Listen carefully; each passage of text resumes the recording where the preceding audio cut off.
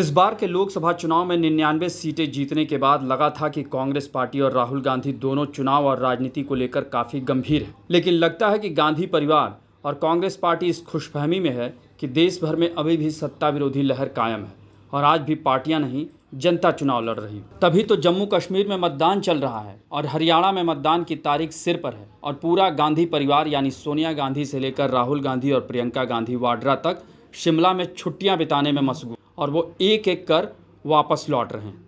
राहुल और सोनिया पहले ही छुट्टी बिताकर वापस लौट चुके हैं और राहुल फिर से प्रचार में भी लग गए हैं, जबकि प्रियंका गांधी वाड्रा अब जाकर शिमला से वापस लौटी हैं और वो कब सक्रिय होंगी इसका भी कोई पता नहीं। लेकिन जब चुनाव चल रहे हों तो कोई भी गंभीर नेता क्या इस तरह पहाड़ों पर छुट्टियां बिताने की सोच भी सकता है या कल्पना भी कर सकता है? सच मानिए, ऐसा राहुल गांधी और उनका परिवार ही कर सकता है। कई बार तो ऐसा लगता है कि वो राजनीति कर रहे हैं या मजाक कर रहे हैं, और अगर राजनीति करनी है तो उसे गंभीरता से करनी चाहिए।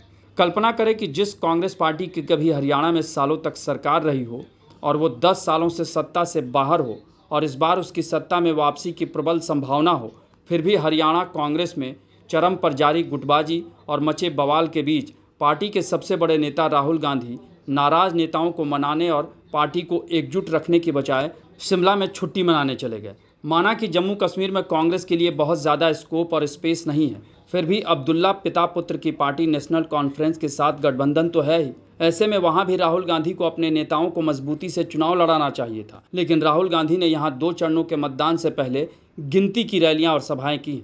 जरा सोचिए, इसे मजाक नहीं तो और क्या कहा जाए। गौरतलब है कि जब से हरियाणा और जम्मू कश्मीर में चुनाव की घोषणा हुई, तब से कांग्रेस सांसद राहुल गांधी पहले अमेरिकी दौरे पर गए, फिर वहां से 4-5 दिनों के लिए कहां गायब हुए यो तो अब भी रहस्य है।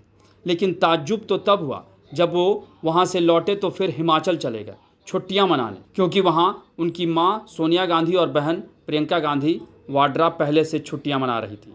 अब इसे क्या कहेंगे?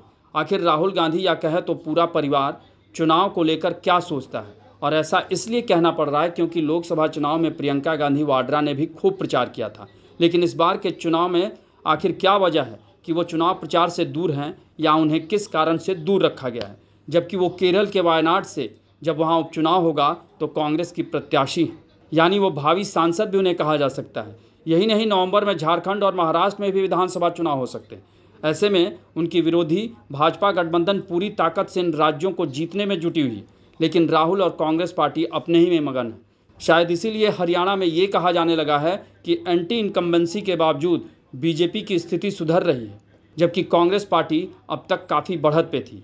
यानी ऐसे में कहीं कांग्रेस के हाथ से आई हुई जीत उससे दूर न चली जाए, क्योंकि मल्लिकार्जुन खड़गे भी हरियाणा में जोर नहीं लगा रहे हैं, जबकि वहाँ दलित समुदाय की शैलजा नाराज हैं। ऐसे में कांग्रेस को लेकर एक कहावत याद आती है कि जो सोया वो खोया, जो जागा वो पाया। वो सटीक बैठती है। आपको हमारी रिपोर्ट कैसी लगी उसे कमेंट बॉक्स में ज़रूर बताएं और अन्य खबरों से अपडेट रहने के लिए बने रहें हमारे साथ, क्योंकि हम हैं बुलंद भारत टीवी, ताकत आपकी।